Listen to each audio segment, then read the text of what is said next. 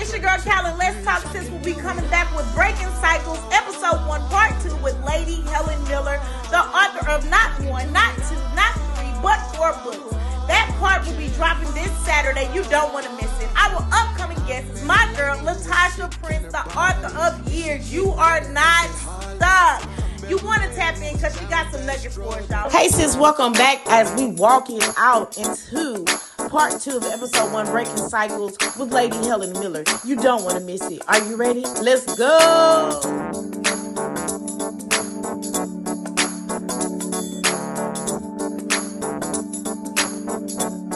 How do you discern between a generational pattern that needs prayer and one that requires practical boundaries and action? Wow. So in my humble opinion, I'm no expert here, but I believe something that is a generational pattern, you tend to see it within the bloodline of that family over and over again. And it's like, the mom is doing this, the daughter is doing this, the granddaughter is doing this, whatever this is. And I do believe prayer and counseling in some scenarios should go hand in hand. Some things take prayer, and then some things take practical application because, again, sometimes you don't always have the same resources of somebody who may have overcome the thing. And it's on a case by case basis. And honestly, in our community, in our culture, we really, in this day and age, have to be okay with getting professional counseling. Sometimes you may have to go through multiple counselors to see who is the right fit to really help you out of that thing, whatever it is. Yeah. And I like the way you said that we have to get counsel. Counsel, excuse me. Why were we taught to not to be able to reach for counsel? Right. Like, why do we still want to carry that whatever goes in this house stays in this house? That's not true. I mean, sometimes you need that outlet from a different pair of eyes who didn't come from that area that you're from, because they experienced something different than what you experienced. So I really take heed and take it serious when you say get counsel, because you can get counsel from not just a therapist. You can go to your leaders. Yes. You know, because that's what they're there for, to counsel Absolutely. us, to guide us, to mentor us, to lead us. We don't got to drain them, y'all. I'm not saying drain them, but I'm saying soak up the wisdom and the knowledge that they're giving us if you're in your daily deposits of what they're depositing into you spiritually. So I like that. So breaking cycles it isn't just emotional, it's financial and spiritual too. Yes. Okay.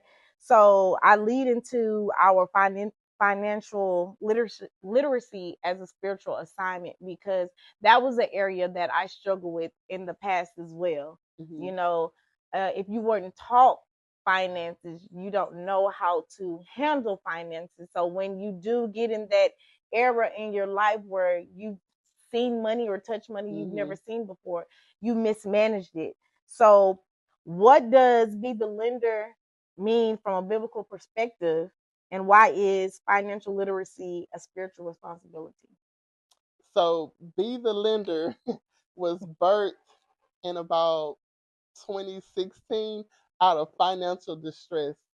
So my husband and I, we had went into foreclosure on our first home. Um, it was a domino effect of various things that happened, like back to back to back, that hurt us tremendously because we had not saved.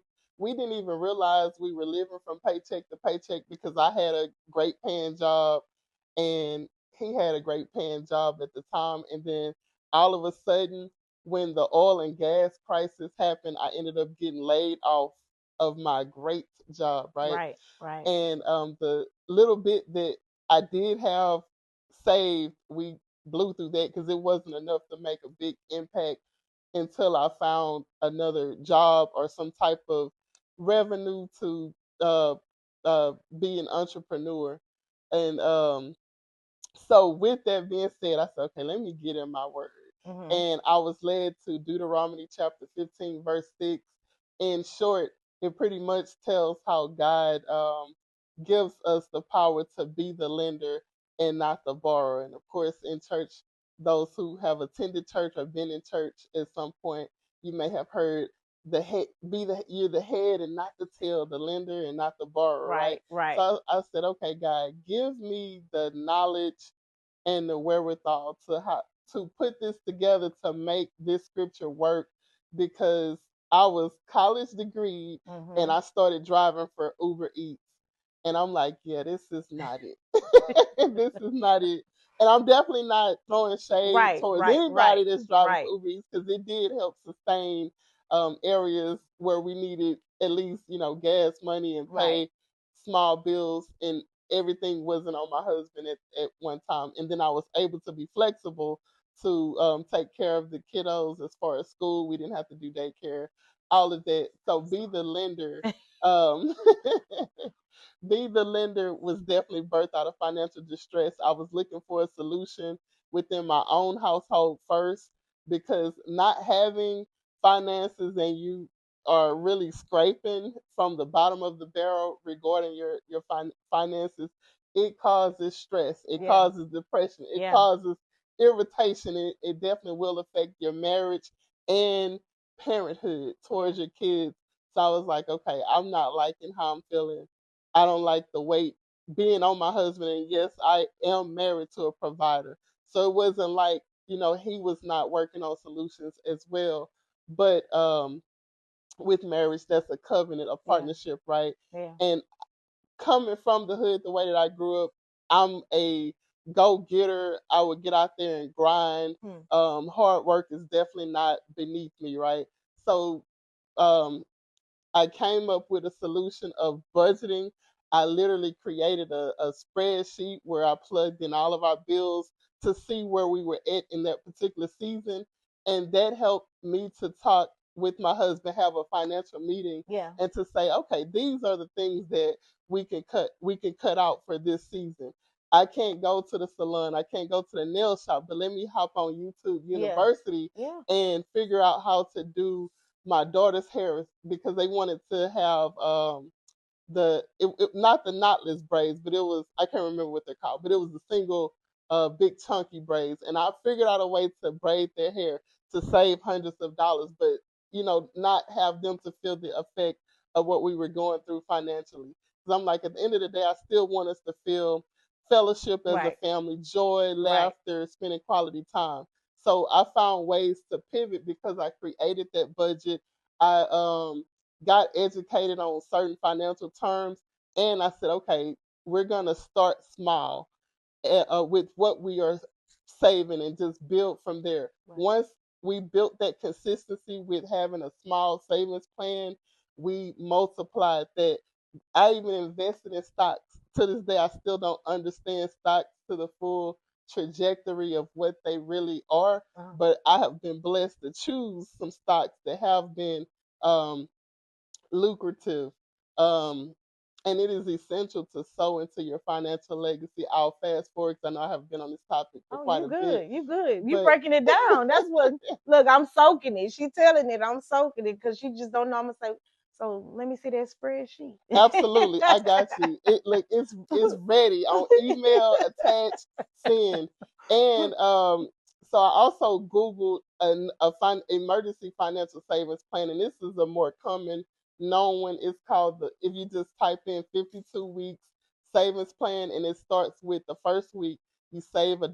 You don't Dollar. have to Yeah. wait until the beginning of the year to start with the financial savings plan. The next week that dollar should double to $2, because the second week you do $2, third week $3, so forth and so on.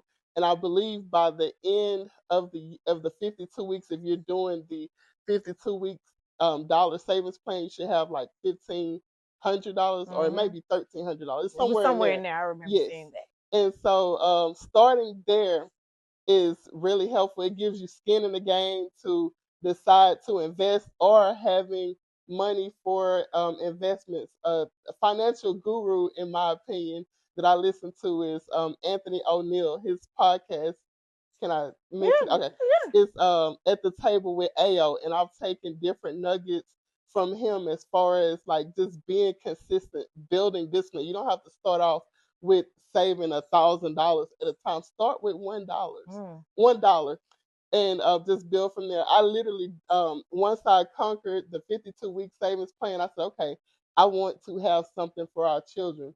So I started doing $20 literally a month in each child's account. That was my small goal. I said, let me, and I have 4 kids, so that's what I started with $20 a month.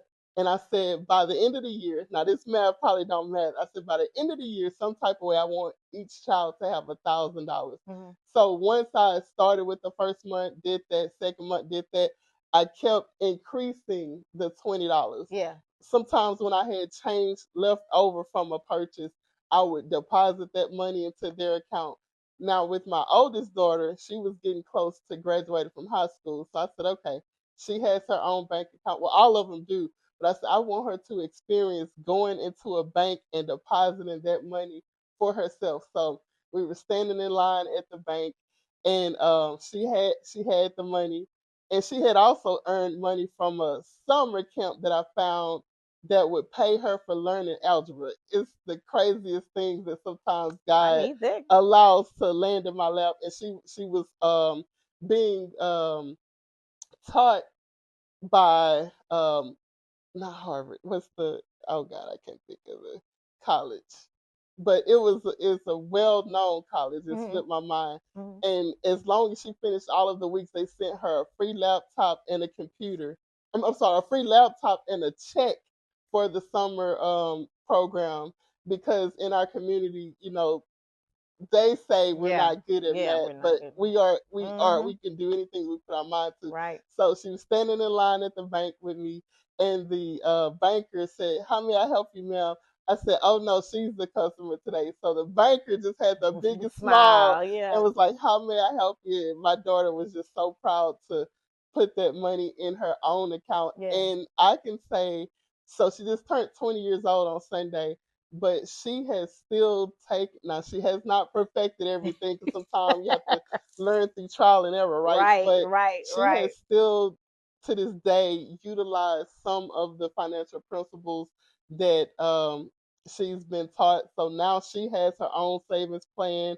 She has multiple bank accounts, and when she went to go get her second vehicle, because we were able to purchase her a vehicle her junior year in high school. It was an older model, first time type car, but it was hers. It was paid off, right? Right. So when she transitioned to the Air Force and graduated boot camp and tech school, and then went to her first duty station, she wanted to get a newer car, and she was blessed to be able to get financed through the same credit union on her own. She did not need me or her dad as a co-signer, because my husband um, use the financial principle that I mentioned as far as adding your minor children on your credit card line of credit. Now, with the credit card line of credit, if you're going to add them, keep the balance low Low. and pay it Yeah, I was on about to time, say or you low. go add them on to something to where you ruin their credit as well. Yeah. So she was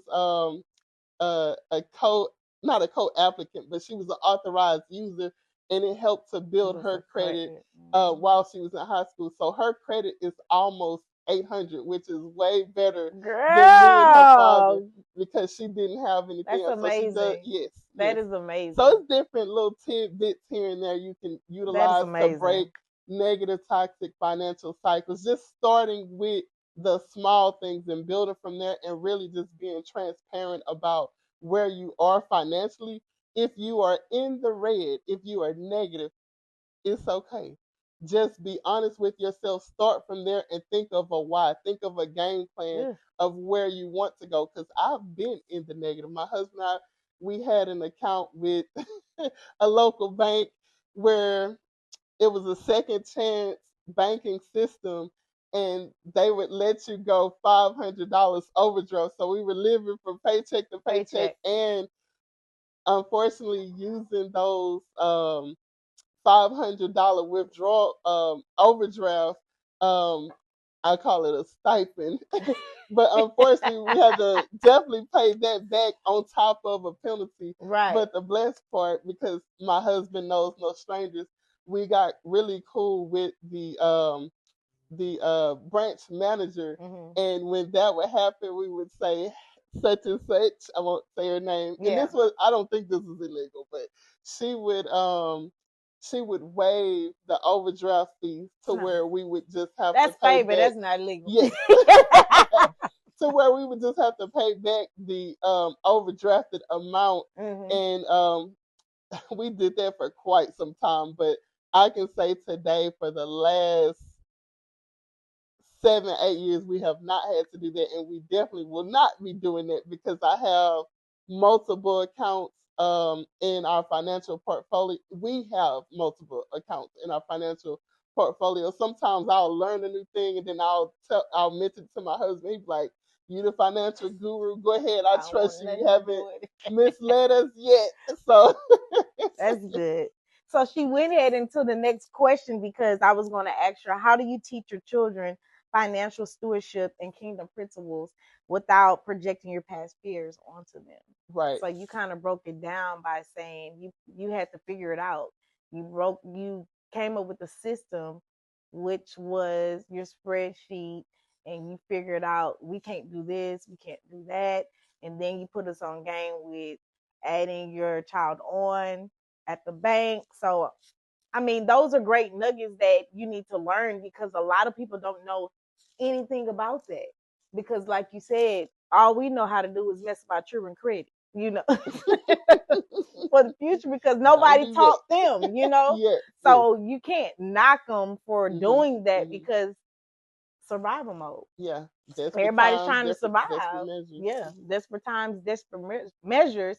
So it's good that you were able to really dig and get that information because you can spread that knowledge to us like you're doing.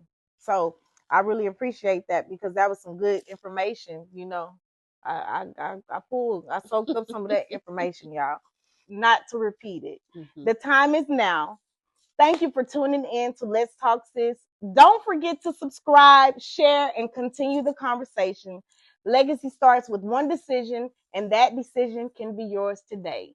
Let's go. Hey sis, I know you enjoyed episode 1, part 1 and 2 of Breaking Cycles with our lady Helen Newland. As you can see, we're come to an end of this episode. I want to personally thank you for tuning in. Make sure you go and support Lady Helen on not 1, not 2, not 3, but 4 of her books. You can go to any place on Amazon, type the titles in as you see them to make a purchase so we can go ahead and support her.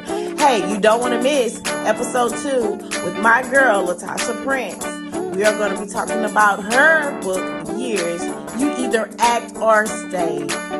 See you next time. Bye, sis.